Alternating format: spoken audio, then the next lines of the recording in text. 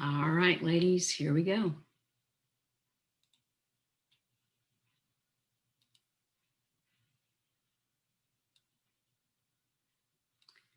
Hello, everybody. Welcome to this crazy new Zoom internet theater world. My name is Tam DeBolt, and I am the executive director of Terrific New Theater in Birmingham, Alabama. And I say that because I know some of you watching tonight are not sitting in the same city we are. Thank you for joining us tonight for the second offering in our This and That from TNT online series. Last month, we produced a one night only production of a comedy called Bad Auditions on Camera, and it was great, great fun.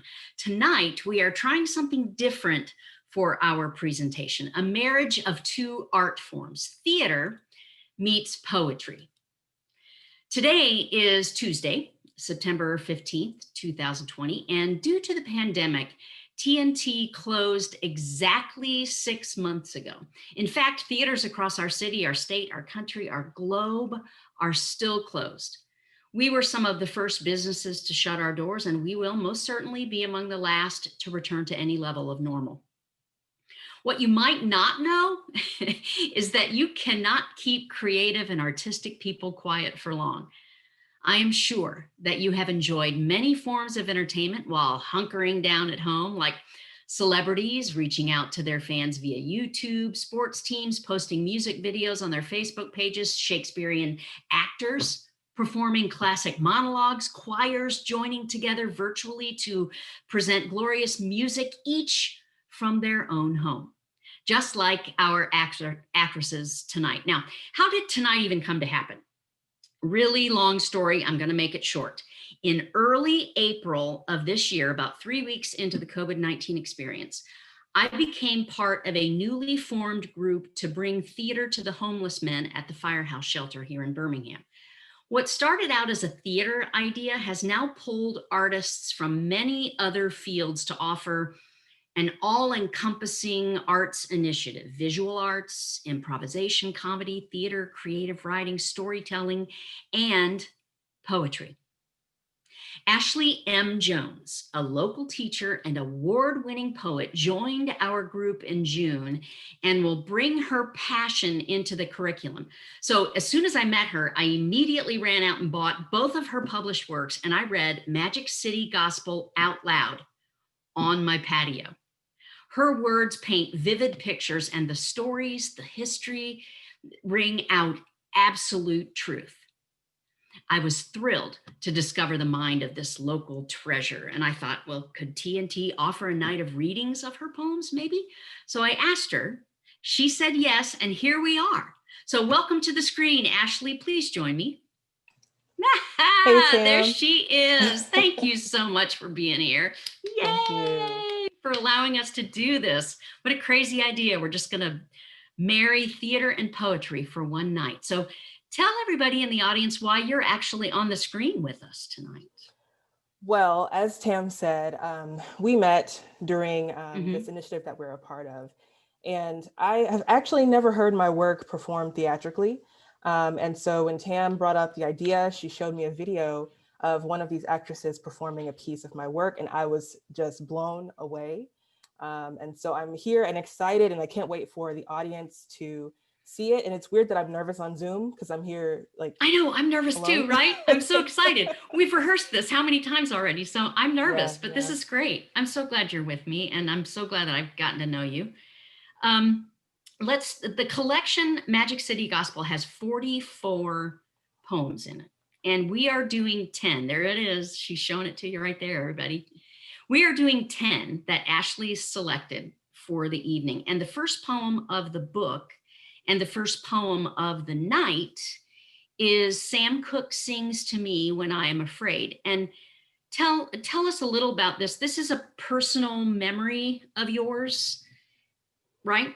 Yeah, yeah. Basically, everything in this book and every other book that I've written is often based in my own memories. And this particular memory is of driving back home from my grandma's house in Bessemer when I was really young and being afraid of the dark, but also being afraid of Sam Cooke's voice, his particular wail. I couldn't quite understand back then. Now I do, but back then Yes. it just was scary.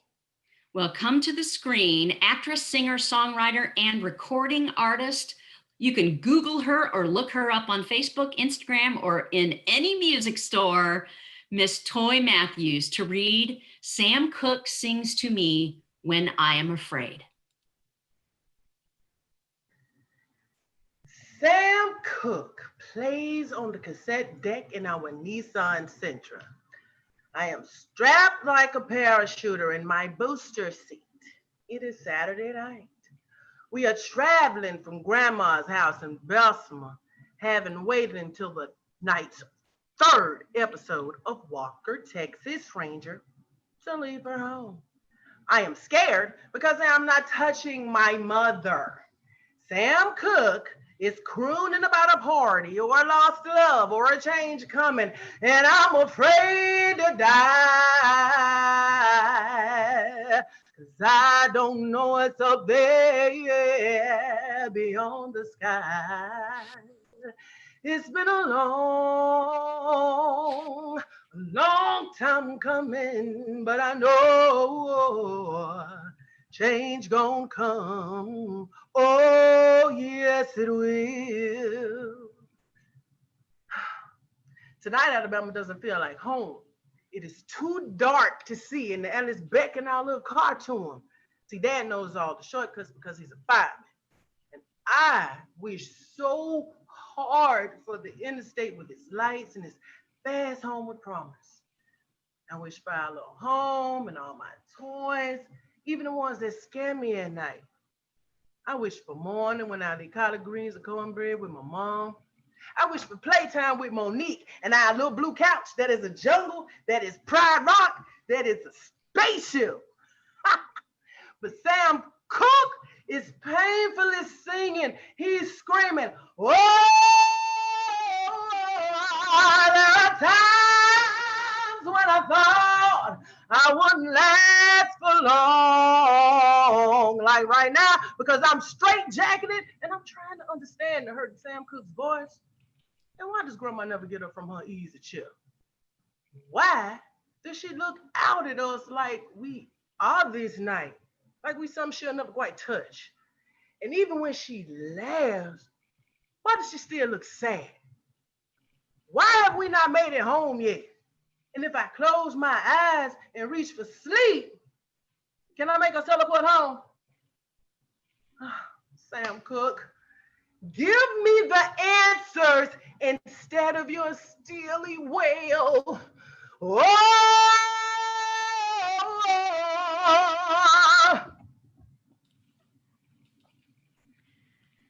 Thank you, Toy. Come back for a second. Stay on the screen for just a little bit after your poems tonight, ladies. There she is. She's coming back. Go Thank Toy. you so much. Yeah, we'll explain all the snapping later. I love the story behind that. Thank you so much, Toy. This was written on the page. It's a clump of words. It's all one paragraph. There are no separations of lines, almost like the child's stream of thought. Is there any connection to how it looks on the page? Ashley? Yeah, and Toy, either one of you. Yeah.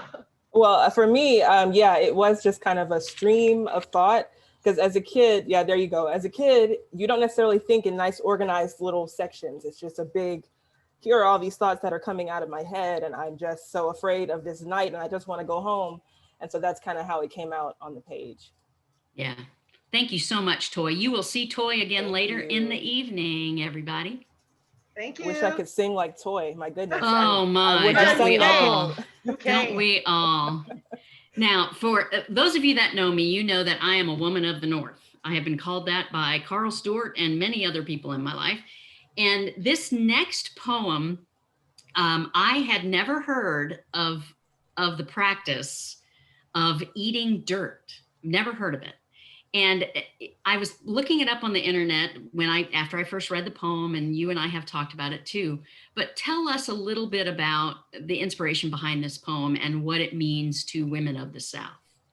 Yeah, so eating dirt is a practice that was brought over from Africa, and it's not as strange as it sounds. Eating a certain type of dirt, in this case, the red dirt, the red clay, that is found in Greensboro, Alabama, is actually very nutritious for women, especially if you're pregnant. You can replenish a lot of important vitamins and minerals. And so this poem that we're about to hear, I wrote remembering a time when my Aunt Hattie, who has since passed on, but when my Aunt Hattie was gathering dirt and getting it ready to eat, because she liked eating the dirt. And I think I was the bravest of the cousins at the time, because I tried it and I didn't hate it. I've not done it since then, because I don't have the magic, dirt finding hand like she did. But I just really remember that very fondly. So I wanted to put it on the page. Well, great. Joining us next to read Eating Red Dirt in Greensboro, Alabama is a silky voiced finance professor and lover of the arts, Stephanie Yates. I ate red dirt for the first time with Aunt Hattie, big, brown, blind angel who listened to local crimes on her police scanner. Its monotone lullaby crooned all through the night, piercing, faithful. When she heard it was my first time, she sent us to the hill. We scraped it off, tried to ignore the ants and the strange, dull, sour scent. Stealing dirt, a local crime, only punished by whatever was hiding inside our Ziploc bags. A pill bug, a ladybug's broken shell.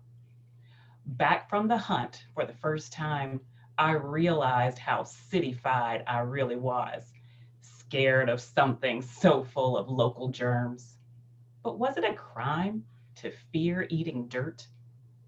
Finally, my Southern pride made me put it to my lips, resist the acidic pull of bile in my throat, and for the first time, I felt like a local swallowing this bittersweet crime. Excellent. Thank you so Stephanie. much, Stephanie. Now I was doing this when you couldn't see my video, but we are snapping, not clapping, right? Right. Did you hear me, Stephanie, snapping in the background? No. So it's not a new practice, but it's sort of had a resurgence, hasn't it, in the spoken word community? Tell us a Yeah. little bit about it.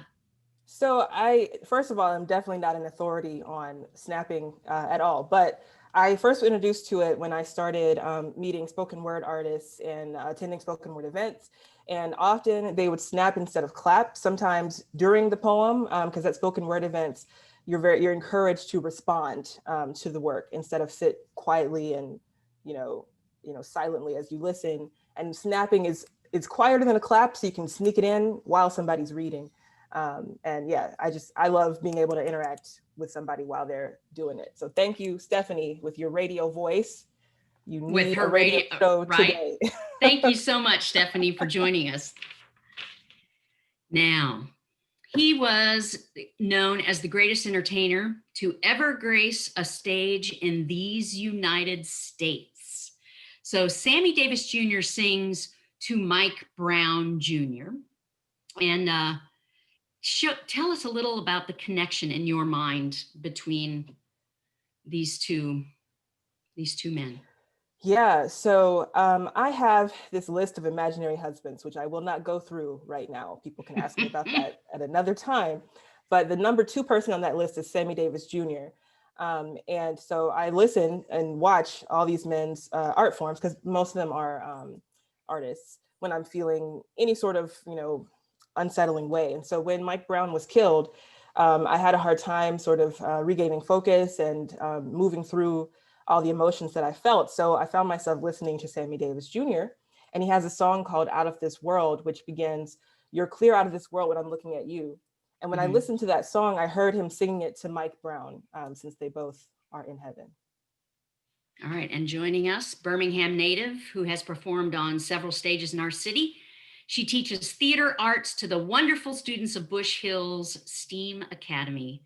Please join us on the screen, Sharonda Major.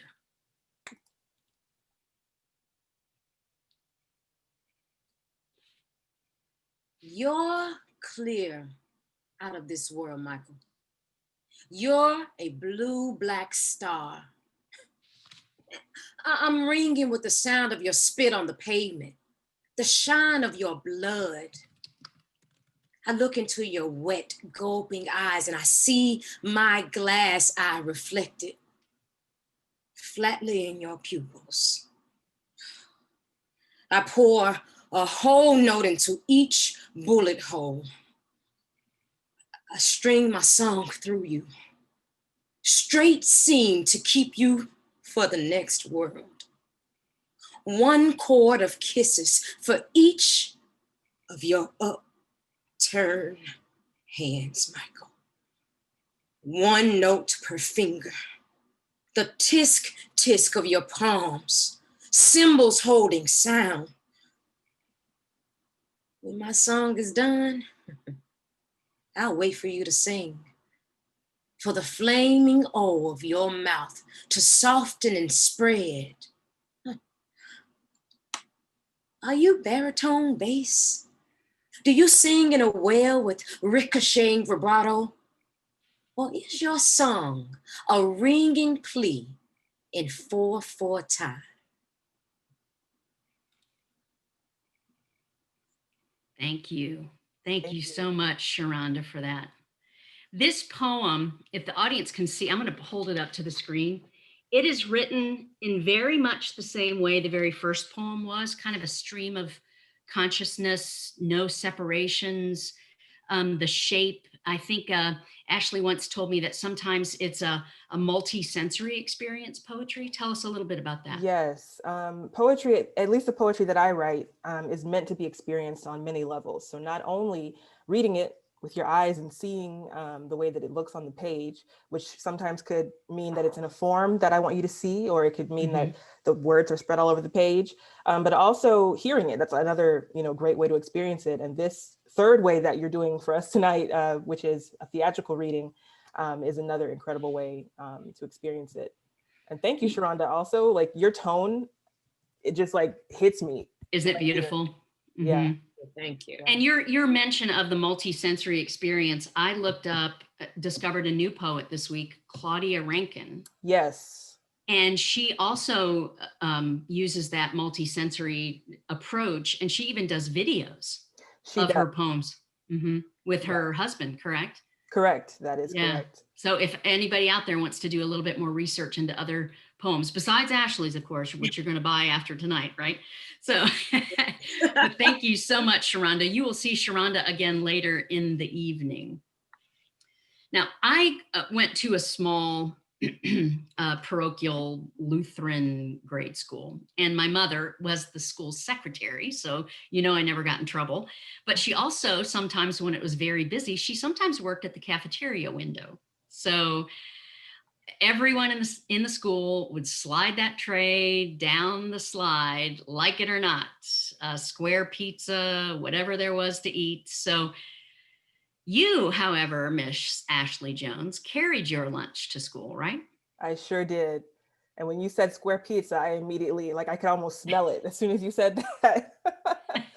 Yes, I carried my lunch every single day. And I thank my mom for that. Mom and Dad, thank you for caring about us through giving us lunch.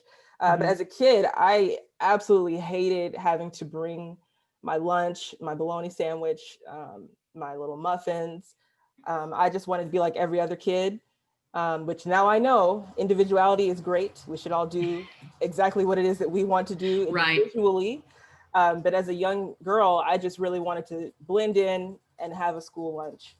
So this poem that we're about to hear is little girl Ashley complaining to God about lunch. Complaining to God, that's right. Freshman in the theater department at the Alabama School of Fine Arts. This young lady has been on stage and doing theater since she was, the young age of 11. And here she is, Miss Tristan Newton.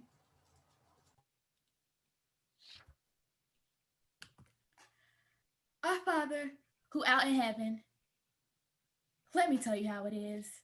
The cool girls in school make fun of my lunch every day, and you, Father, are uniquely qualified to end my woes. Father, Please tell Mama to buy the daintier daily meats. Black Forest ham, honey roasted turkey, instead of fat, cold bologna. Guide her, Father, to those honey mustard and those pretty pickles cut into disc. Let her find a peace in whole wheat bread. Guide her past those big, delicious chocolate muffins that they say look moldy. I'm tired of stowing them away at the bottom of my backpack.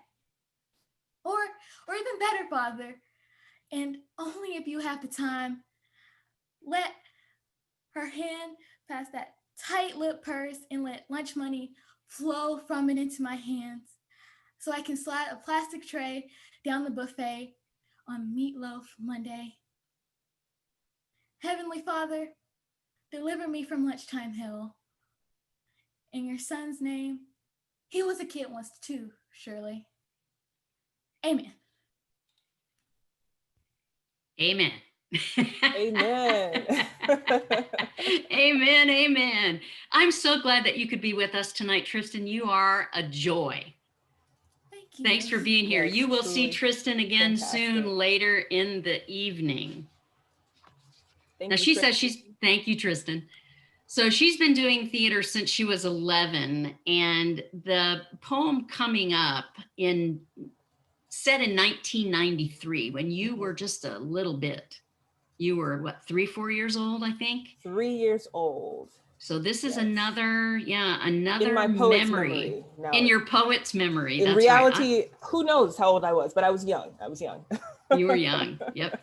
So coming to, and I'm not going to say too much else about this poem. We can talk about it a little bit after, but up next, actress. She writes music. You can hear her soulful singing on YouTube. Also a mom of 2 toddler boys, Gabrielle Wow. Simone. Join us, Gabby. The first time I heard about slavery was in 1993, sitting on our scratchy yellow couch, watching Roots, sandwiched between mom and dad. Roots is a Black family tradition. Come February, come Kunta Kinte and his wild eyes. Come the inhuman wail and the severing of Kunta's runaway ankle bone. That first night, I was 3 years old. My eyes were too small to swallow that far off bright country where Kunta lived. Too small to open around the whole sea and its ships that sailed and sailed. No one explained to me that I would not become a slave too, that my skin was not a modern day marker of things to come. And my fingers had never bled, so I did not understand the pain of picking cotton. I did not understand the meaning of light skin and the after dark work of house slaves. I did not understand the curse of soft breasts peeking brightly through a cotton dress. I only knew the couch and the TV and my parents who didn't seem to feel the whips. That night, I felt alone in my bedroom. I could barely hear my older sister breathing in the bunk above me. And that darkness meant that tomorrow, it might all come true. So I didn't sleep. I keep my small eyes wide, and I guarded the life I had come to know. Thank you, Gabby, very much, very much. Roots First was on television January 1977. And I think I was 15 when it aired. It was an 8-night series. And it's still, after all of the television that has happened in the 43 years since, it is still touted to be one of the most important scripted programs in broadcast network history. And I think it's played and replayed and sequels and second sequels. So thank you, Gabby, for joining us tonight. And you will see Gabby again later. Thank you, Gabby. At the very end of this poem, you mention your older sister breathing in the bunk above you. Tell us a little bit about growing up in Ashley Jones' house. Oh, well, my family is watching, so I'm watching everything I say, so as not to bring shame upon them. Well, and you know what our next poem is, so that's why I'm Yeah. asking. No, it was wonderful. I'm really very blessed to be in the family that I'm in. The Joneses are the absolute best family ever. My parents were very supportive of our art, first of all, but also they made sure that we knew that being Black was nothing to be ashamed of or to be to hide or anything like that. We were to be proud of being Black, and we celebrated Blackness all the time. They let us know that Black people were worthy of every single thing. We could see ourselves in God. We could see ourselves even in Santa Claus, which I Mhm. think is the preface to this next poem. Yes, it About is. Coming Christmas. back to the screen is Sharonda Major to read How to Make Your Daughters Culturally Aware and Racially Content During Christmas Time.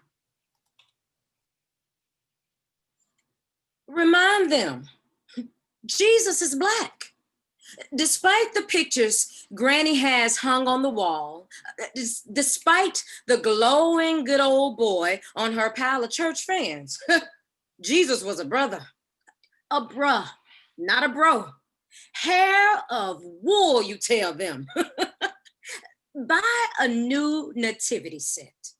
Mary with her pressing curls, Joseph with a fade, and baby Jesus fresh out the womb and curly. Go to a roadside Christmas shop.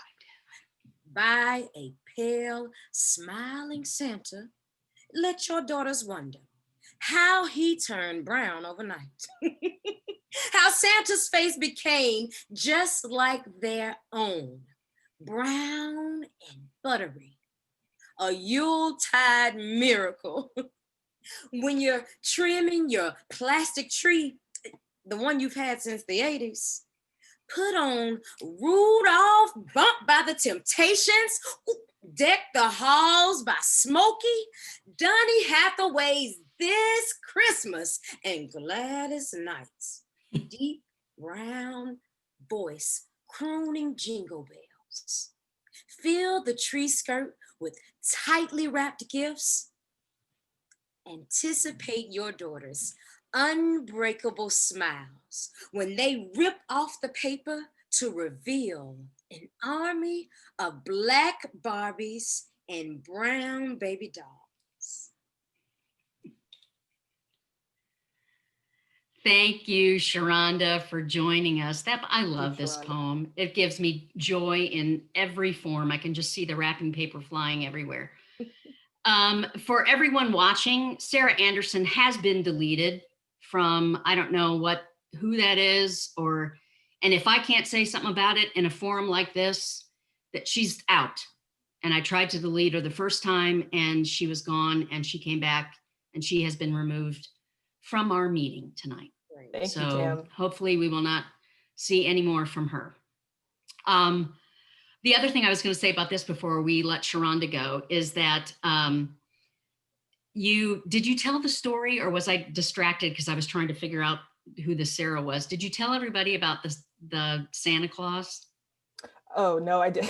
Okay, do that quick before, because this connects this whole story for me. Yes, and thank you for removing that person. This Yes. goes to show audience members being Black is something that can be made very difficult by our country. There's not a day, an hour, a minute that someone is not trying to erase us or remind us that they want us erased. Just wanted to put that out there. But the Santa Claus. Thank you, Ashley, for saying that. Thank you. You're welcome. The Santa Claus is like my favorite Christmas memory. As the poem says, my dad went and got this white Santa from somewhere, some little roadside place. And the next day, Santa was Black. And I was just like, oh my gosh, Santa, you're Black. I love you. It was amazing. And we still have this plastic Santa in my parents' basement. I've been trying to steal it for the past few years, which maybe I shouldn't announce while they're listening. But I love that Santa because it reminds me, that representation is so important. And it's so important for children too, to see that they can be reflected in any part of life, that they're not erased or erasable at all. Thank you. Thanks, Sharonda. You'll see Sharonda again. All Thank of you, the ladies Sharonda. will come back and join us again later in the evening. Now, I know that Ashley does a lot of research for the poems that she writes, and she is a lover of history. And I want to show everybody before this next poem is read how this one looks on the page. Can you see that? How it looks like there's no punctuation. Sometimes there are no sentences. This poem is, you told me it is called, it's written in the list format. Is that That's correct? right. Yeah. Talk to that poetry format for me. Sure. So the list form is basically what it says. It's a list. And I use list poems usually when I want to talk about something in great detail, for one, but also it's helpful when you don't want to moralize for your reader or your listener. I just wanted to, in this case, present facts about Sally Hemings' life, not only to give her more than a little line in a history book. She was Thomas Jefferson's, whatever you'd like to call her. We can't call her mistress or girlfriend because she was a slave and she could not, or she was enslaved, trying to change our language here. So she couldn't give consent to be a mistress or a girlfriend. But the list allowed me to paint this picture of her and allow the reader to come to their own conclusion at the end about what they thought about either how she has been portrayed or how she was treated by Thomas Jefferson. Okay, great. I love the history of the poetry forms and how the ideas came to you. We'll talk about the book itself being a graduate school project. Help me remember that before we get I'll try. done. Yes, yay. All right. So coming up next, wife, mother of two. We have another mother of two, actress and acting coach. This next reader has 25 years of stage experience, has performed at many stages in our city, including Red Mountain Theater Company, Magic City Actors Theater, and Birmingham Children's Theater, where she has also taught acting. Welcome to the screen, Christy Toyer.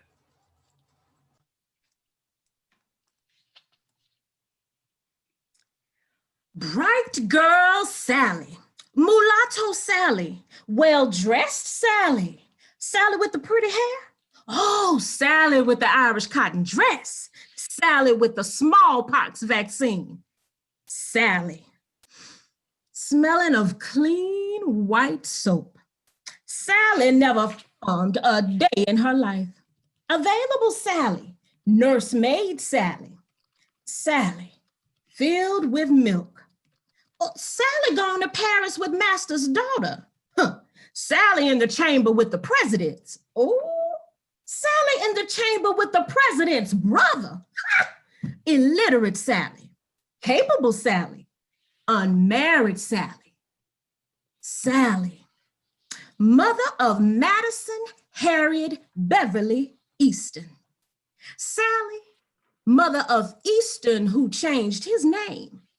Sally, mother of Easton's Hemings Jefferson. Easton, who made cabinets. Easton, who made music. Easton, who moved to Wisconsin. Easton, whose children were Jeffersons. Easton, who died a white man.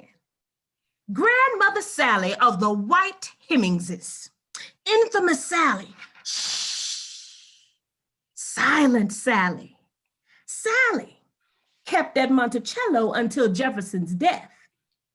Sally, whose children were freed without her.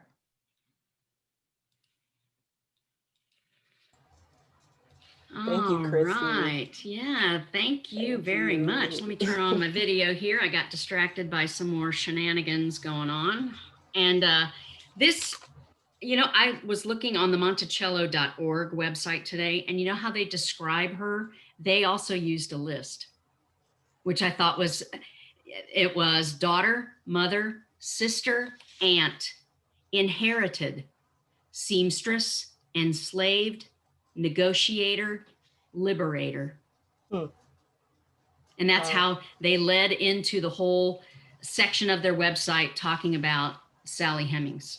So I thought I would share that with everybody. And thank you so much, Christy. She will be back here in a minute. Thank you. Shout out to Christy's makeup, y'all. Please. I know, recognize. right? Shouting out, seriously. I have, so everybody listening, I have just disabled the chat, and I thought I had removed someone from the meeting, but somebody came back. So I've just disabled the chat. We can Q&A later after the show. You can also, after the show, you can go to YouTube and see Ashley reading some of her own poetry. And those of you that have attended or registered for the meeting tonight, you will get an email from me that has a link so that you can actually purchase Ashley's books. You can purchase the mask that she has promoted on Facebook. Yeah, show it to everybody. Look at that. It's got a line from one of her poems on it.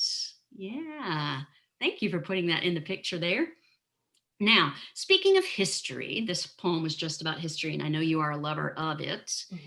This next form is a haiku, and it is also a historical piece. Now, tell us a little bit about the haiku form and why you chose this format for the poem. Yeah, so I chose the haiku form, which for those who don't know is a Japanese form. The basics, it uses 5 syllables in the first line, 7 in the second, and 5 in the third. But I chose this form because I knew I wanted to write about the Civil Rights Movement and the Children's March specifically. And as somebody who grew up in Birmingham, I've heard a lot about these events, and I've seen a lot of images, and I wanted to try to bring a fresh take to this very well-known piece of history. And so I chose to use haiku to sort of constrain me a little bit in writing this piece. That's interesting. And that you would put that requirement on yourself to create this piece. And it looks, and I can show everybody what it looks like. I know you've seen haikus before, but it is that 5-7-5 syllable pattern that she's got working. And coming to the screen to read for the first time tonight, retired teacher, writer, model, professional speaker, entrepreneur, and actor, and how I know her, a TNT volunteer, Marva Douglas. Please join us. She will read Birmingham Fire and Rescue Haiku, 1963. Birmingham Fire and Rescue Haiku, 1963. What about us said we were on fire? What said extinguish quickly, fill up the hose and set the dogs loose? Could they smell our confusion, or was it our singing? Were our voices like sirens, a chorus of blood? We were wet black seeds in the raw Birmingham flesh. We germinated. Did the photos show our fingers stretching like roots? Did they show our eyes how they reached sunward to the hot, bright, silent star that could turn water to steam, seeds to fruit? Did they see themselves become our fertilizer?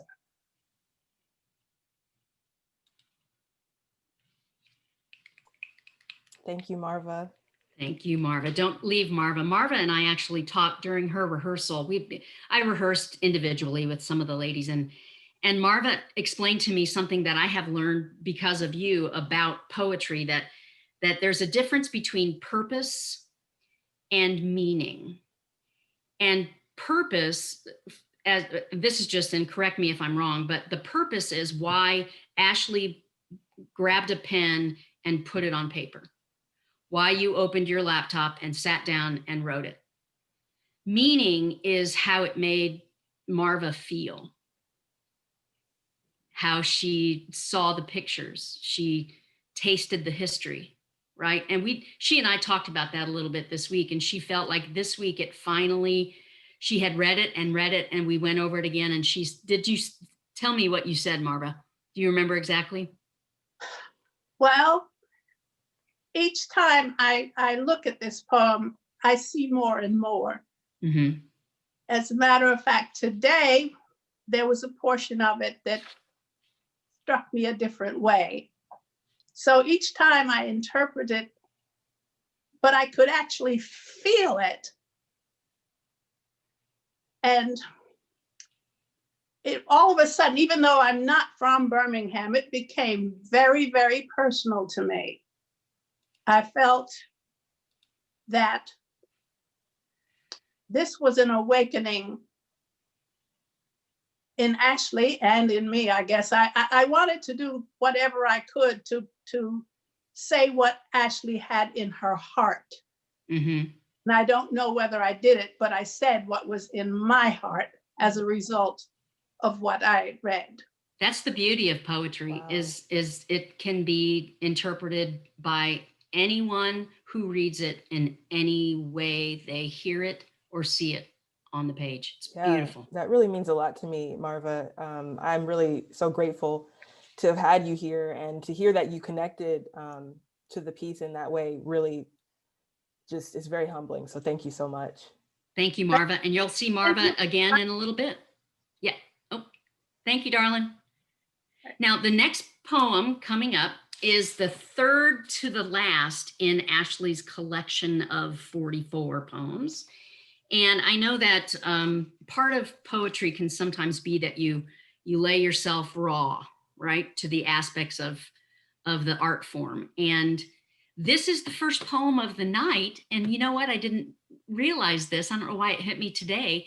It's the first one that has rhyme. Hiss, kiss, down, drown, seemed, leaned, dry cry, lips eclipsed. Now, the audience may not hear them because the words are going to fall inside of a sentence, but this format is called what? This is written in rhyme royal or rhyme royale, depending on your accent, which is a specific sequence of rhyming words. Okay. And yeah, this poem is definitely one where I can't hide behind frilly language. I'm saying what I'm saying. Yeah, and people are going to learn a little bit more about Ashley Jones at the end of this poem. So coming back to the screen tonight, Christy Toyer. I was baptized at 18, the same year I had my first kiss. I remember that year. Oh, I remember the pool and its cool, the sheen of chapstick on my boyfriend's lips. I remember that night in my driveway, the hiss of my boyfriend's car as it cooled down. I remember the preacher's hands, the fear that I would drown in all that water, turn up dead. But at least I'd be clean, washed by this version of my Heavenly Father. Those black boy lips had seemed just as wet as the big holy pool. I leaned away from that awful mouth, the tongue that made me wash my face with soap. There's no fun in French kissing or baptisms, but I believed in both. I believed in both because I thought my life was empty without them. Turns out, my God and my mouth were just fine without those washings. There's a holiness in being dry, keeping one's distance from the cry and pull of pews and lips. I'll make my body a desert if it means I'll be untouched, quietly holy, uneclipsed by a man and his mouth, his body, the machine of romance and religion, the saline of saliva, and an indoor pool. Maybe I'm just not ready to unspool myself. Become the open wound all people become eventually. Open for licks of pain and the swish of newfound love. As for me, I'm happy. Am I really? With my books and crochet needles, stacks of things that can't reject or respond or suck me in like a baptismal pond. Yes. Thank you, Christy. There's no hiding behind any of that, Ashley. No, And I feel like Chrissy was reading me in my own poem. That was amazing. I loved it. All right, ladies, everybody come back to the screen. We have one more poem. Thank you, everyone, so much for joining us tonight. It has been an honor for me to be able to present these poems to you. I hope that you have enjoyed yourselves. There are 34 more poems in this book that you have not heard tonight. So check your email later in the evening. You will receive information from me how to purchase Ashley's books. The final poem tonight is also the final poem in the collection. Now, the collection tell us just a tiny bit about this graduate school assignment and where the collection came from. Ashley, if you would. Yeah, so while I was in graduate school getting my Master of Fine Arts in poetry, I wrote all throughout the 3 years poems that would become my master's thesis, which, as we see, eventually became my first book. And so each of these poems was the result of some homework assignment that I was given. And this is how I approached whatever assignment, each poem. So. Okay, great. And this is called, you told us what it was in rehearsal, the repeating phrase at the beginning of the line. Yeah, so this poem uses a technique called anaphora, which is the repeated phrase at the beginning of a line. I was not an English major or a creative writing person. I majored in mathematics. So, so I looked up anaphora, and there are many examples of it in literature and poetry. I Have a Dream speech, Martin Luther King Jr., right? Dickens, A Tale of Two Cities. It was the best of times. It was the worst of times. So there are many examples of this form. And I've saved the website. I'm going to go study a little bit more tomorrow, but very interesting. Thank you for educating me, Ashley. So the final poem of the evening, called Riddled in the Heart of Dixie, will be read by all of the ladies, including Ashley, and I'm going to disappear so they can handle this without me. Enjoy. I am the tail of a kite in the Birmingham sky. I am the crumb of hair between the Afro pick, the slats of butter in biscuit dough. I am Sheriff Taylor's clear breaths in the backcountry whistle, the rocks beating beneath Opie's country toes. I am the smell of fat back in a cast iron skillet, the crust flaked off of cornbread in the oven. I am the sparkling bellies of trains as they pass by Railroad Park. I am the pothole cupping a tire, the red dirt on the hill near grandmother's house. I am the sour and the grain. I am the lemonade and the pound cake, the gulp of air in y'all. I am the tick of stars becoming brilliant in the sky. Open your mouth and let me land on your tongue. Let me wash you in Alabama heat. Let me wash you in Alabama heat. Let me wash you in Alabama heat. Let me wash you in Alabama heat. Let me wash you in Alabama heat. Let me wash you in Alabama heat. Child, let me wash you in Alabama heat. Let me wash you in Alabama heat and tell you who you are.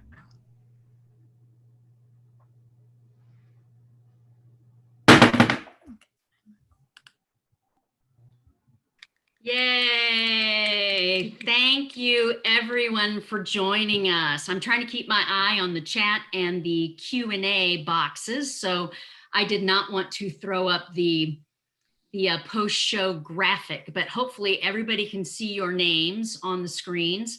We have, I'm just going to read your names off one more time. Christy Toyer, wave at everybody. All right, this is Stephanie Yates, Gabrielle Simone, Sharonda Major, Marva Douglas, Toy Matthews, and there she's back, Tristan Newton. And the reason we're here tonight, We learned who Ashley Jones is, enjoyed her expressions of self and hope. Thank you, Ashley.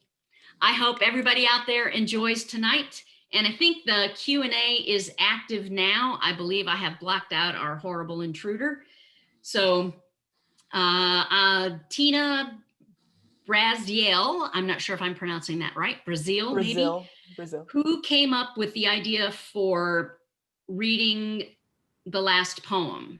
I talked it over with Ashley, and I thought that it made sense that all of the ladies would come back at the end of the night and read a poem that suited their personality or was connected to the poem they read earlier in the evening. And she said she thought that was a good idea. So we tried it, and I hope you liked it. Josh Martin said, there were so many moments I could see myself. Isn't that great? Thank you, Josh. Mm-hmm. And thank you, Tina, for that question as well. Yeah.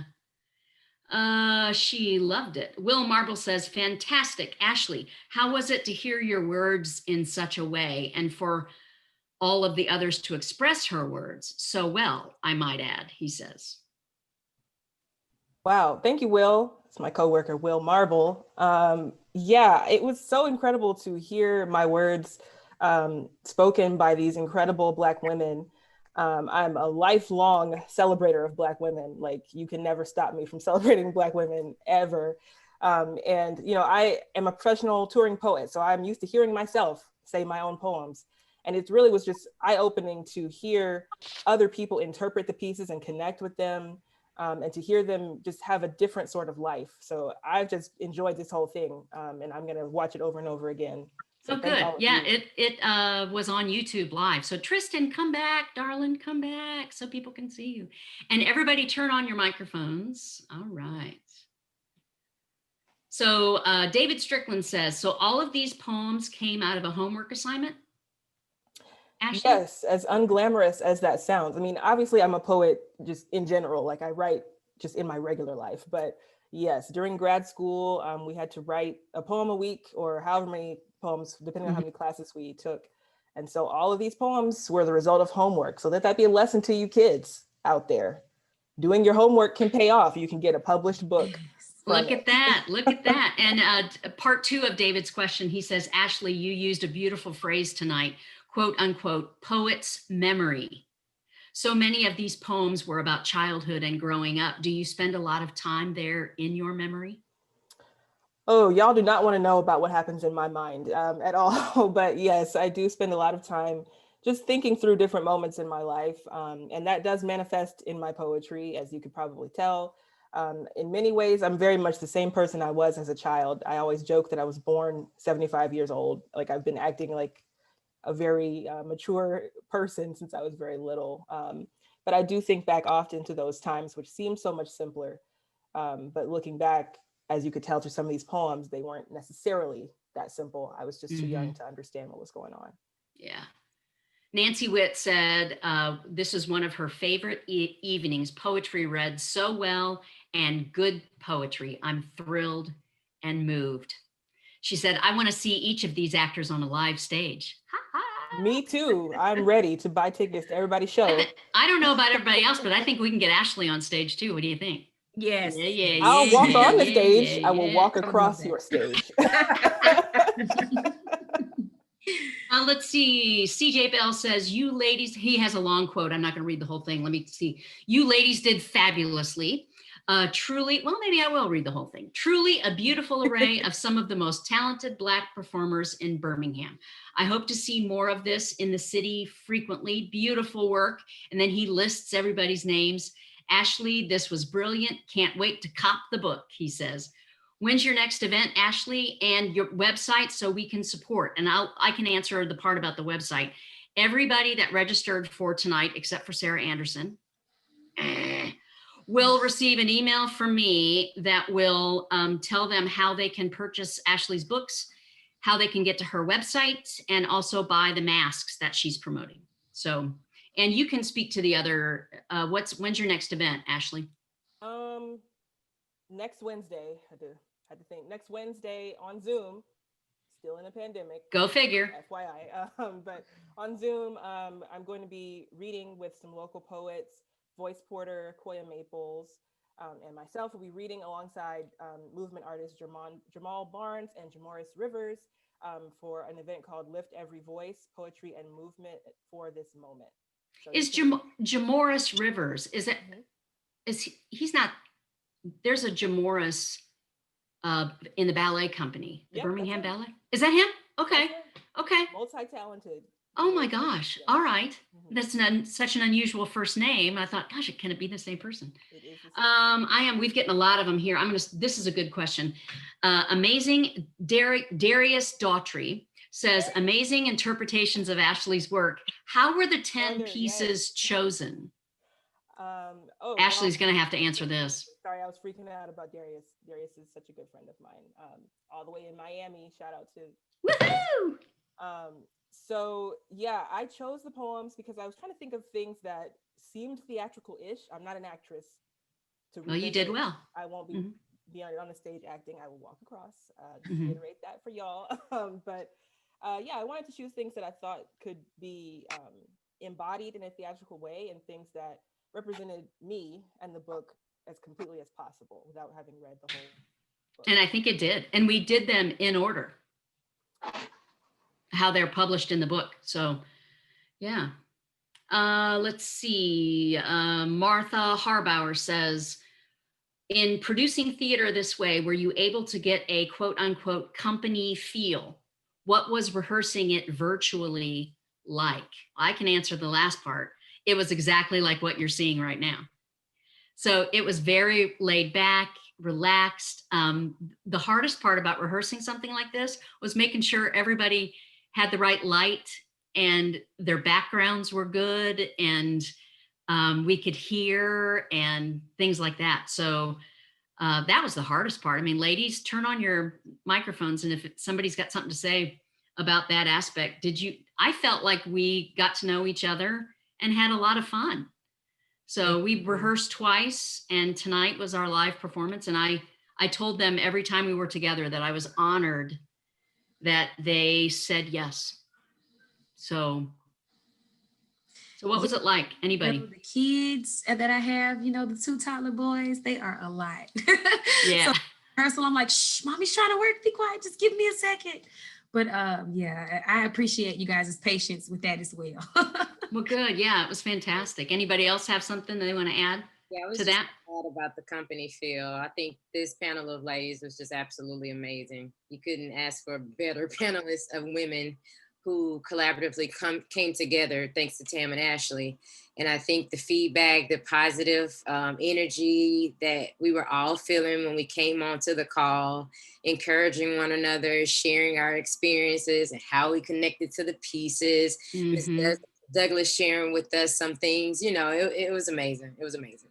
Yeah, along those same lines, Mark Raby asks in the Q&A, he says, this is to the cast. He said, what, if anything, does this experience mean to you as performers, sharing this experience with this group of peers? I mean, it gives us an opportunity at least. I guess it's in any performance, like when we're doing things, there's, for us as performers and who all of us who participate in the arts, there's 2 audiences. There's the audience that just enjoy what you do as an artist, and then there's artists, and I don't know if sometimes we're performing for the artists, they know what we're doing, or the both people, we're performing for both. But at the same time, like with this, it gives us the opportunity for all of us to be creative, to see if all of us feel the same way while we're interpreting what a fellow artist, creates. Like this young lady, Miss Ashley, she wrote some poems or whatever.